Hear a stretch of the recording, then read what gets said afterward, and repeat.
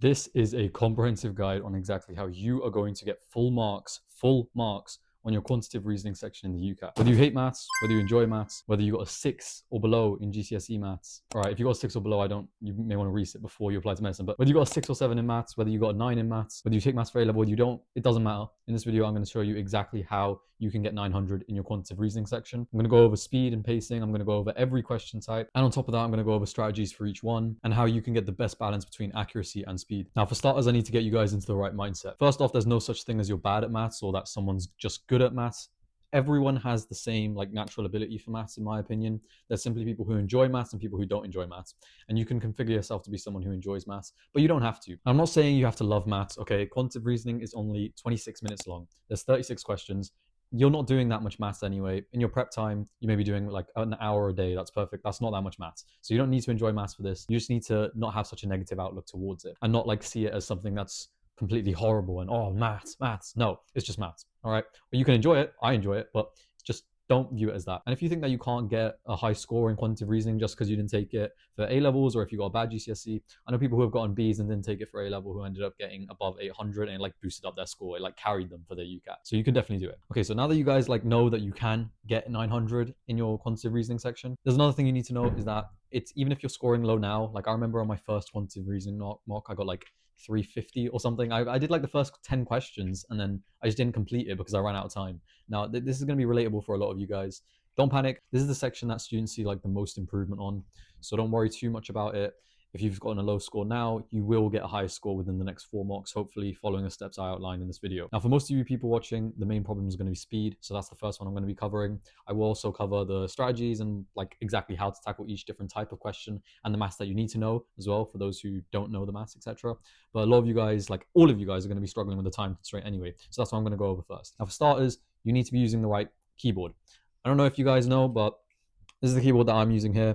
It's any keyboard with one of these things. I don't know if you guys know what these are. This is a numpad. If your keyboard doesn't have a numpad and you're practicing without the numpad for your UCAT, then honestly, you're just throwing your grade down the drain, in my opinion. You're literally lowering the percentile scores for other people because this is such a huge advantage. Take away this keyboard and all these all the people you know that are scoring high scores probably wouldn't score high scores. So because in the section you're going to be using the calculator, you're going to be using it fast. You don't have time to use the mouse. You don't have time to use your mouse to click each and every number. You need to be using the numpad. Numpad for each number. You have the asterisk for times. You have the slash for divide. You also have this for subtract, this for add, this for enter. So the numpad comes very well versed. Just don't press that numlock. Okay, you may press that numlock by accident and then mess up a question because you've messed up on the calculator. That's something you don't want to do. Now, for some other keyboard shortcuts for you guys to know, I'll change the angle and go over all of them now. Okay, hopefully you guys have a good view of the keyboard now. I'm pretty sure you guys do. I just hope it's not that slanted. If it's slanted, I'm actually going to be pressed. Okay, that shouldn't be that slanted now. So this is the view of the keyboard, as you guys can see. Here we have our Alt button. Alt button is going to be the one that you're using for all our shortcuts. Alt N is to go to the next question. Alt N, okay? Alt F, flag a question. So if you want to flag a question and move on, you go Alt F, next. But make sure that you select an answer option before in case you don't have time at the end. Then we have Alt P for previous, and these are just the main ones you need to know. There are 1 or 2 other ones, but I'm not going to go over them. They're not important. Now here we have, there's one that I did forget. That's hugely important. Alt C to bring up your calculator. You don't press the calculator every time. Alt C to bring up the calculator. Then here we have the numpad. The numpad is also very important. I'll go over it one more time. We have 0, 1, 2, 3, 4, 5, 6, 7, 8. This is all for our numbers. Do not press the numlock. Do not press the numlock. You will end up causing calculator errors in your exam, and then that will just lead to more questions wrong. Don't press the numlock. Now we have slash for divide, asterisk for times, this for subtract, this is a dash, yeah, dash for subtract, addition for add, or the plus sign for add, and then enter to enter on the calculator. Let's say you want to do 9 plus 10, enter, and then there you get it. Now that's pretty much it for the calculator ones. Okay, now I've gone over all the calculator shortcuts, exactly how to use the numpad. I will also be having a second view when I do the questions for you guys, when I show you the work examples, so you can see how my fingers are moving on the calculator, so you can see it in practice. But to improve on your speed for this, you guys need to be doing the calculator and speed training things that you guys have on your MedEntry or your Medify, whichever one you're using. You have basic arithmetic trainers on there that I want you to be doing as well, because for some questions, it is going to be better just to use your basic arithmetic and using your mental maths. That's what that basically means, mental maths, to do some questions. But on a good amount of questions, using the calculator is huge. I used the calculator for mine, okay? And I was able to finish with 2 minutes to spare and go through and check. Like, this wasn't to go through flagged questions on my second sweep.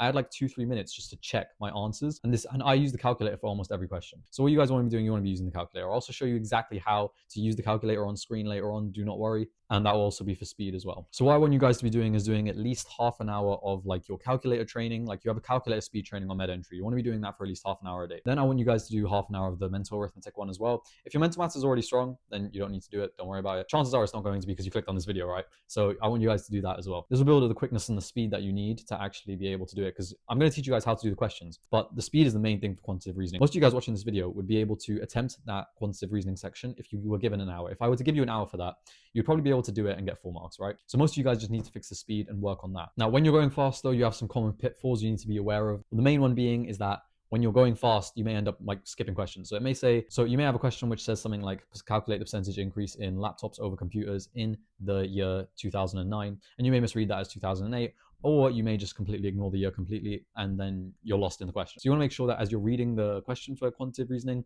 you're reading it properly, you're not missing any bits of information out. Read it quickly, but do not, this isn't verbal reasoning. You don't need to skim read it. You don't need to keyword scan in quantitative reasoning. So read the question thoroughly. I can't stress this enough. When you guys do a mock and you review it, I guarantee you there'll be at least like 3 or 4 questions in there that you've gotten wrong due to you misreading the question. So what you need to do is you need to establish this as a habit from the start. So if you build a habit of you not reading the question, then you're just going to result in you not reading the question when you're trying to increase your speed, etc. So from the start, when you're going slow, build a habit of reading the question thoroughly and not getting any questions wrong due to you misreading the question. Because if you get 5 questions wrong at the start due to you misreading the question, then as you continue to build up, increase speed, increase accuracy in just questions that, let's say, you're worse at, then you're still going to have that same bad habit of you misreading questions, and that's still going to be tripping you up in marks. Also, for speed, I recommend if you have questions which have a crazy amount of information, like some of them will have crazy tables, crazy graphs, just flag them and move on. Also, you can have a quick look at like the question stem sometimes, like at the very end, and you can see if this question like is just asking for too much calculations. If it's asking for too many calculations, just flag it, move on, come back at the end. Through your first sweep, you guys are going to be going through it pretty quickly anyway, because I'll show you exactly how to.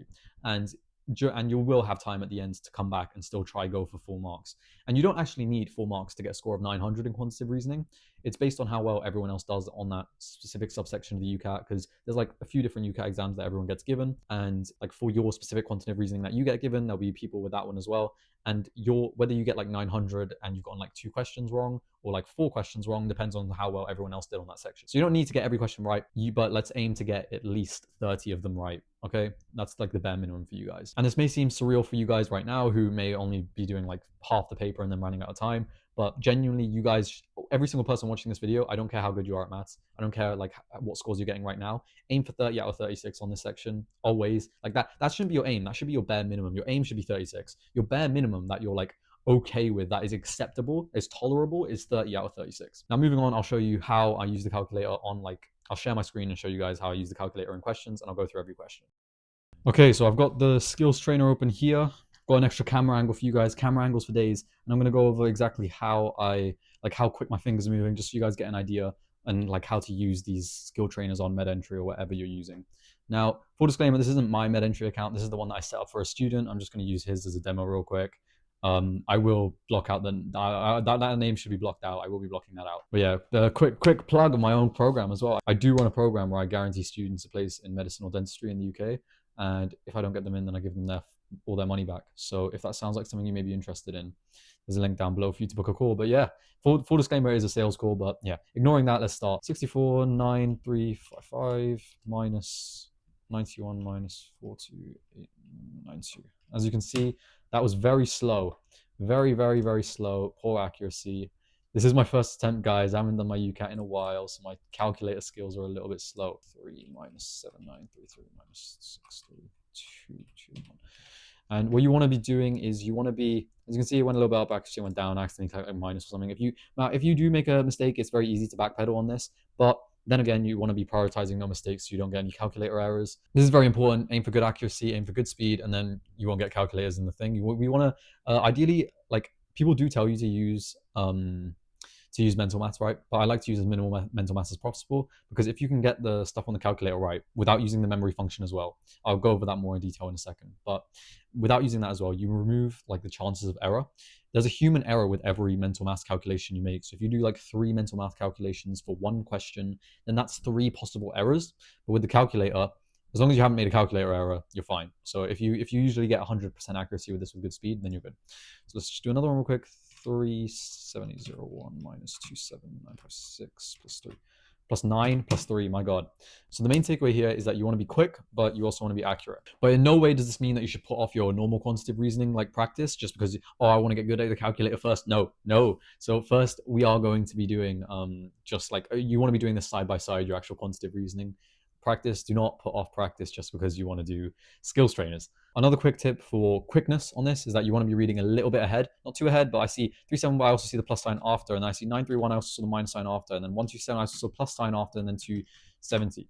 And then like the accuracy's high, the score's high, 197 points. And I know you can get it up to 250. Hopefully you guys can. And then send me a photo. I have a free school community, a free revision community in the link below. Upload a photo of your scores on there, guys, and we'll see. We'll compete for who can get the highest accuracy on these like skill trainers and just in QR in general.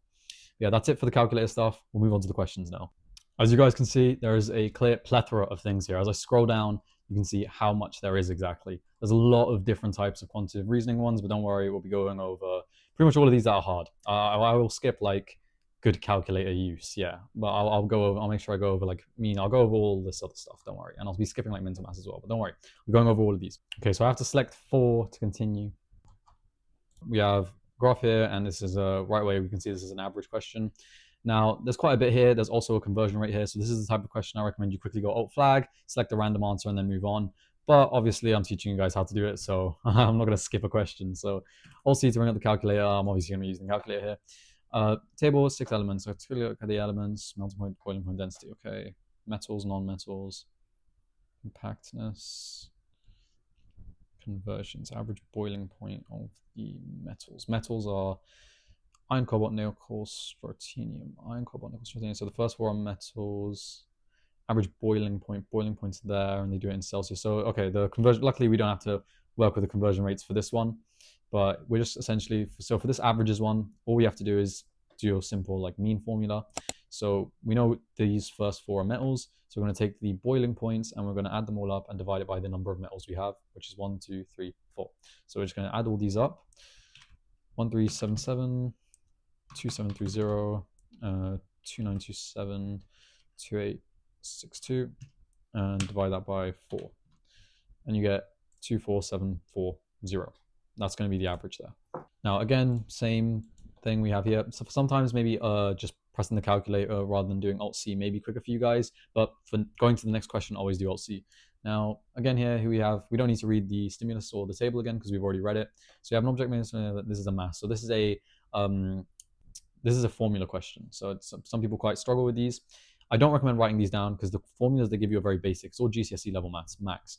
So, but if you want, you get given a whiteboard in the UCAT, so you can write stuff down on there. Also, instead of using the memory function on the calculator, I did forget to explain it. But what you do is you do like, let's say I have the number 50, I click M+, and then even once I clear the calculator, if I click MRC, it comes back up, and then I can like, that's just how it stores memory, essentially. Yeah. That's essentially how we store memory here on the calculator, and it can be quite helpful when you have like long-winded terms, but you get a very similar time if you just quickly like jot it down on your whiteboard in the UCAT exam. So always keep a pen and paper on you to practice if you don't have an actual whiteboard, but you can use this memory function on the calculator too. It's pretty nifty. So, okay, so yeah, we have the density given here. We have the volume given here, 0.05. Sorry, I just heard a weird noise. 0.05. And we have the density here in the thing. So it's very simple. We just rearrange this formula. We know that density is equal to mass divided by volume. So density times by volume is going to be equal to mass. That's basic like rearrangement. You times both sides by each other. I'll throw in a quick little thing explaining that. So yeah, without further ado, let's just do it on the calculator. We take the density of strontium and we make sure it's in the right units. This is something that people mess up on sometimes. Density in the table is given in kilograms per meters cubed, which is the same here, kilograms, meters cubed. But sometimes you may have to like change units sometimes. They may have given it in grams per meters cubed, and then you would have had to change it when you're using the formula, okay? But in this case, luckily they haven't. But this is why you always need to double check your brackets, be extra careful there, because the units can sometimes trip you up. Yeah, other than that, you just take the density. So strontium is 2640 times by the volume, which is 0.05. And it's a very simple calculation, very simple question. My God, I'm sorry. I keep on pressing Control N instead of Alt N. I'm very used to controls. Now here we have a percentage question. Percentages are also very common. So remember, we've already read this. So by what percentage is the point in nickel hotter than boiling point of iron Celsius? So we don't have to worry about converting to Fahrenheit. So we have nickel here and iron here. So percentage is boiling point of nickel hotter. So what percentage is the boiling point of nickel hotter than the melting point of iron? So again, this is another way that like you guys may have read the question wrong. So you guys may have read boiling point, and then you guys may do the boiling point of iron as well when it's melting point of iron. So you want to make sure that you're like reading the questions properly here, because especially these ones, these are the type of ones to trip you out. It tripped me out when I was reading it. I did know that it wasn't that though, don't worry. Okay, so for these questions, we first work out the difference. So we have 2730. Also, I forgot to mention backspace is clear for your calculator, don't worry. Like it clears the whole thing. So don't go backspace just trying to clear one thing. Backspace clears it all. So 2730, 2730, and we have 1538 minus 1538. 1192 divided by 1538 times by 100. You don't do the times by 100. I'm just showing you guys for the sake of it. Because even if it's not times by 100, you know times by 100, you're just going to jump this decimal point 2 places forward. So you know it's just going to be 77.5. And yeah, with these percentage questions, another way you can just like quickly check if you think you've done it right is by the look of it. So for this one, we know that the difference between iron and nickel, it's a little bit less than double. So, but we know that it's not like it's above 750 extra. So 750 would be 50% of iron. So we know that it's going to be above 50%, and it's a little bit more than 50%. So it's probably going to be one of the D or E. And then that's just how you check your calculations. You make sure that you're not completely off. Now this is another conversion questions using Celsius to Fahrenheit. So here we have which melting. So we're going to reverse engineer the formula here. So 2651. Remember, we follow BODMAS when we're doing this. 2651 minus, and we have 32. So we're going to minus the 32 first. And then we have, so remember BODMAS, we're not going to take the multiplications first. We're going to first take off the additions and subtractions there. We're going to subtract 32 from both sides first. So with basic BODMAS, what you want to do is when you're actually working out the equation. So for this one, we would have multiplied 1.8 times by Celsius first, and then we would have added on 32, right? But when we're trying to rearrange an equation, we do the reverse. So with Fahrenheit, we'll first subtract 32 from both sides. Then we're going to divide 1.8 by both sides. So it's just BODMAS, but like reverse engineering it kind of. So for those of you who like struggle with algebra, that's like a very basic thing and like a basic way to remember it. Remember your BODMAS brackets. What is the O? What is the O?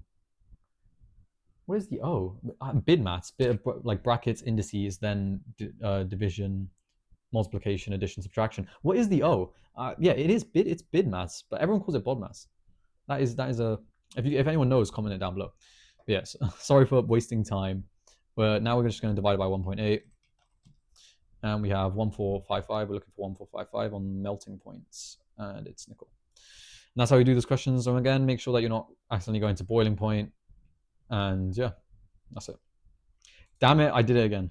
Okay, so this question is a little bit more wacky. It's a little bit of an annoying interpreting the graph question. This one I definitely recommend you flag and move on, just because the graph's annoying to interpret and there's going to be a little bit extra like calculations, but it's okay, we'll do it. So because I'm explaining it to you guys. But yeah, so here we have this table, age group age. This is like, as you can see, there's a lot of information to process here. There's practice A, practice B, vaccine, unvaccine, and then we have different age groups here now, and different age groups and the ages they fall into. So GB practice B wants to vaccinate at least 80 against the virus in order to how many more patients is practicing to vaccinate.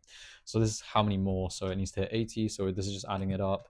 Again, for this one, if you want, you can use mental maths, but you don't need. So like obviously I'm not going to do 80 minus 68 on the calculator. I just know it's 12. But even for this one, for the addition part, you could have just done 10, 24, 20, 55. You could have just added it all up in your head easily. So if you're used to mental arithmetic, just do that. But then again, using the calculator really doesn't take too long for stuff like that. I just wouldn't recommend doing like 8 minus 80 after this, because it's just 12. So here we have another percentage question. Now I'll bring that here. So 40% of the adults from GPA virus unvaccinated. So had been unvaccinated had been vaccinated. So 40% of the adults from GP practice A who are unvaccinated against the virus had been vaccinated. If there, don't miss out that part, bro. If 40% of the, how many patients in total at the practice would have been vaccinated against the virus? Okay, so for this question, it's quite simple. It's it just requires some reading. So here, 40% of the adults from GB practice A. Adults, we have 2 sections for adults here. Unvaccinated, 20 and 30. 30 times by 0.4 is going to be 3 times 12, 12. Again, I didn't use the calculator for that bit because it's like simple mental arithmetic. Hopefully you guys can get down the speed as well, like with time, doing your skills trainers and just practicing this. So now we have 12, 12 plus what? And then how many patients in total would have been vaccinated against the virus? This is just adding on the vaccinated. So 8, 5, 17. 67 then, and that's it. All right, so now we're going to cover the methodology for ratios, speed, time, distance, stimulus bar, or line, and graph pi. So these ones are also a little bit tricky. And we'll just do 4 for this one. No, wait, 1, because it'll be like 1 of each, essentially. Okay. So here we have our pie chart. I pretty much always, even if I'm using mental maths, I always get the calculator up, by the way. So pie chart, percentage of man using only monthly income. Monthly income of the man is 8,500. Man deposits 75% in the bank. How much savings is left with him after this deposit? Okay, so this is 2 calculations. So we take 0.08, multiply it by his total monthly income, 8,500, and times it by 75%. So 0.75 would be, so for this one, I'm going to times it by 0.25 because 25% is what's left with him after the deposit. And we get 160. Now, here we have the same pie chart, right? Yeah. And if 20% of the other expenses, so other year, phone plan, remaining 80 towards clothes painting on hobby, how much clothes painting? So again, 8,500 times by 0.14, and then that's for the 14%. So this is the total on other expenses. And on other expenses, we then know that 80% go to clothing and a painting hobby. So 0.8, and we get 952. 952 is how much is spent on the hobby. Now here we have, where's the average amount spent on traveling, books, fees, and food per month? So there's an averages question. So we have traveling, 13%, books, 15%, fees, and food. Okay, so for this question, what you can do is you could do 13% of 8,500, then 15% of it, then 31% of it, then 19% of it. And then you'd add them all up and divide it by 1, 2, 3, 4. You divide it by 4. But that is going to be a huge waste of time. For this question, a quicker way to do it is just to do, we're going to have to add these all up anyway, so why not skip that step and do it right away with the percentages? So we know that 22% is the other, 14 plus 8, 22. And then we have 100%, so 100 minus 22 is going to be 78. So that 78% is spent on this stuff, traveling, books, food, and household fees. 78%. So we just do 78% times by 8,500. God, 78% times by 8,500, and then we just divide it by 1, 2, 3, 4, 4. And we get 1657.5. And remember to be careful here; they include some annoyingly close answers, but that's it. Now for this one, central angle of the pie chart taken up by books and fees. Books and fees is 15 plus 31. That's going to be 46. 46% of, and we know that this total angle of the circle is 360, so it's 165.6. As for the basic knowledge of maths, if you guys don't have that, you didn't know that the total angle was 360, I'd recommend that you get med entry, or if you don't get med entry, just take a look at all the math skills that you need to know, and then go and watch GCSE maths videos for it. Go directly to the source, because I'm not going to sit I did do well in A-level maths and stuff, but I'm trying to teach you guys how to get into medicine here. So I'm prioritizing this video on quantitative reasoning specifically. When it comes to just the basic maths and arithmetic, you guys can just go over to a GCSE maths YouTuber, and they'll do 2-minute videos on each and every topic, and you guys should be able to get the good enough gist of it for the UCAT. Yeah, as you can see, all those questions right, don't worry. Spent a little bit above the average time, but that's because I'm teaching you guys alongside, okay? I'm not horribly slow, don't worry. All right, so that's pretty much all I'm going to cover for this video on quantitative reasoning. Covered quite a lot. The only question type I didn't go through was ratios. I just realized that. I should probably go through ratios. I'm going to go through ratios. Okay, back to this camera angle. I'm going over percentage increase, percentages, ratios, and speed, time, distance. Those are the ones I didn't go over. I don't think speed, time, distance is that needed because I already showed you the formulas, etc. But it's fine. I'll do it. Yeah, untimed one. Okay, this is a speed, time, distance one, I think. So speed at which the boy moves in 4 different directions, northeast, southwest. These are times. Pythagoras theorem, and the boy travels 60 meters towards north and moves 40 meters to the west. What is the total time of his travel? So we know that he moves 100 meters in total. These are the speeds, and we know that speed is equal to distance over time is equal to speed. And we'll be calculating this typically in meters per second. Always be careful of the units and double check. So here we know that he uses 60 meters north, so 60 meters north. So speed is 3 is equal to distance, which is 60 divided by the time. So what we're going to do is we're going to times both sides of the equation by time, and then we're going to divide both sides of the equation by the distance, and then we're going to get the time. Essentially, that's how it works.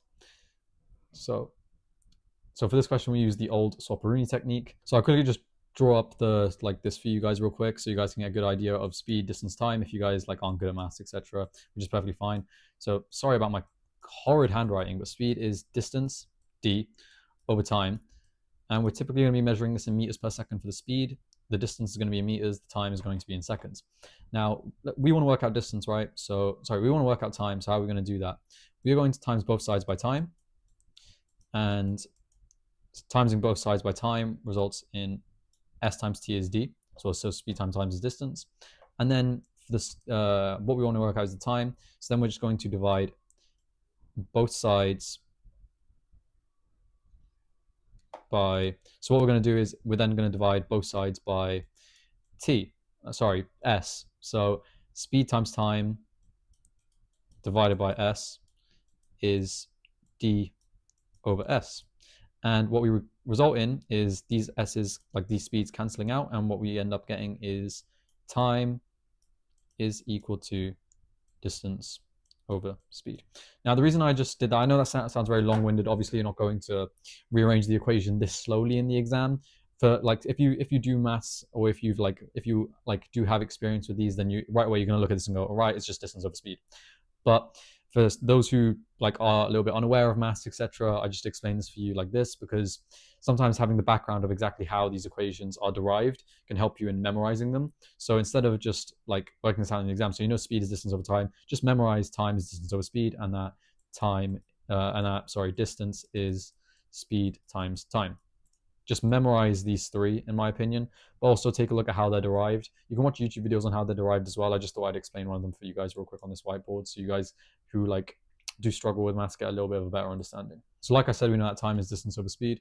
So 60 divided by the speed is that 20. So we know that's 20 seconds there, and then 40 divided by west, which is 5, so 8. And then we end up with 28 seconds, and that's our answer. God, I pressed Alt-N again, Control-N again, guys. Now, here we have the same thing, but we're doing another, this is a little bit more of a long-winded distance over time question, but now you guys have the equation, hopefully it'll be a little bit easier. And this one has quite a few calculations, I can tell right away. So this would be one that I'd flag and come back to at the end. But obviously I'll do this for the video. So 50 meters south and 40 meters west, from there 70 meters north and 40 meters east. From this position, how much time will it take to travel back to the starting points? So I'll just grab up a whiteboard again for you guys, because I'll show you exactly how you draw this. So you do this on the whiteboard in your exam or a notebook that you carry around. Take the start point. My God, why is it not like that? Take the start point, S, we'll name it. He goes down 50 meters. Then he goes 50 north, east, southwest. Then he goes west 40 meters. Then he whams up north, and then he goes back to east. And for this much time, from this position, how much will you go back to the starting point? Okay, so actually in this one, you're not going to have to use Pythagoras theorem. This is why you should draw it out, you end up realizing. But because he goes 40 meters west, and then he goes 40 meters east, he actually ends up right above the starting position. So the distance we just want to work out is this distance here. In this position, from this position up here, down back to the starting point. And this would result in him traveling south at 4 meters per second, and we'll work out exactly how much distance that is and how much time that will take. The way we work out how much distance is, we're not even going to use the calculator here. We know that he goes down 50, and then he goes up 70, so we know that distance there is 20. So it's only 20 meters, and with 20 meters, and he's going at 4 meters per second, so 20 divided by 4, 5 seconds.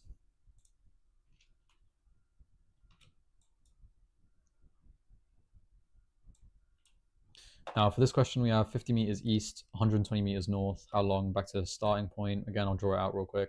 Starting point, 50 minutes east, and then 120 goes real high up north. God, I've done that a little bit too high. Let me just move this for you guys. So yeah, he goes well up. He goes 50 meters east and then well up 120 north. And he just wants to go back to the starting position if he travels at a constant speed of 6. So that's this distance here. So for this one, we will be using the Pythagoras theorem. And the distance here, as you can see, is the longest side of the triangle. So that's going to be the hypotenuse. The base is going to be this one here, and the altitude is going to be this one here, essentially how high it goes, the height of the triangle. As for like which one's the base and which one is the like, so you guys may concern which one's the base, which one's the height. It doesn't matter for triangles. It's just worry about the hypotenuse, and then the other two are interchangeable pretty much. And the hypotenuse is just the longest side, which we can see is going to be this one. The one with the ones that share the right angle are going to be the base and your height, and then these are both interchangeable in terms of like that can be the height, that can be the base, that can be the base, that can be the height. So we know that 150, 120, so it's going to be 50 squared. 50 squared. God, I don't know why the calculator's glitching out there. What? Yo, my keyboard is like glitching, guys. Sorry, but we know that it's 2,500 for 50 squared and then 120 squared plus the 2,500. Yeah, my keyboard is a little bit glitchy. And then we want the square root of this, so square root it, it's 130. That is not, so that's the distance, sorry, yeah. 130 meters is the distance. That's not the time, obviously we're working on the time. So 130 meters, we know that we're going at 6 meters per second. And when the time, so just divide that by 6 and 21.67 seconds.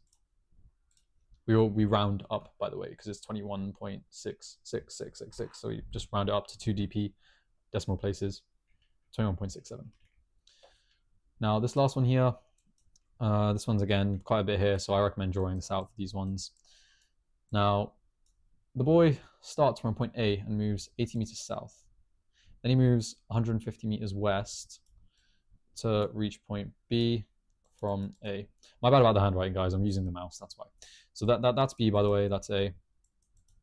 And then he returns to point A for taking the shortest distance. So the shortest distance is going to be like just diagonally. Ignore the square, that's meant to be a straight line. What is the ratio of the time taken? Wow, so they're making this question quite difficult. Again, a lot of calculations, flag and move on, but I'm going to show you guys how to do it. So what is the ratio of the time taken for him to travel from A to B by the time taken to B to A?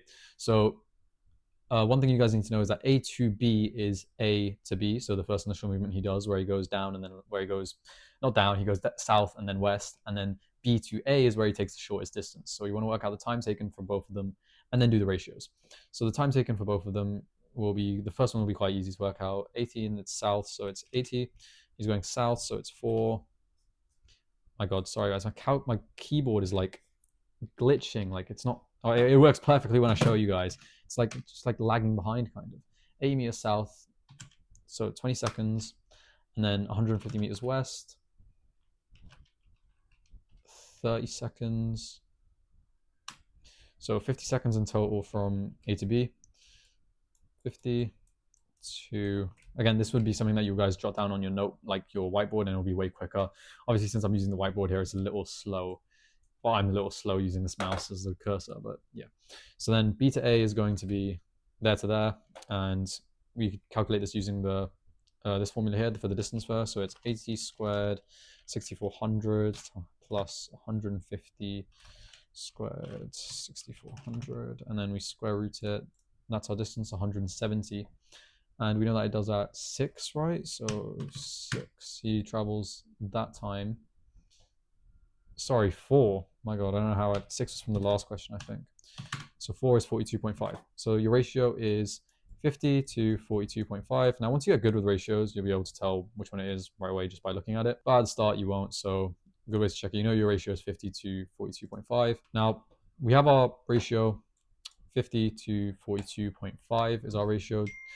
Sorry, phone should be on silent, but but for this one, for simplifying ratios, sometimes you can just get it by looking at it, but if you can't, it's okay, don't worry about it.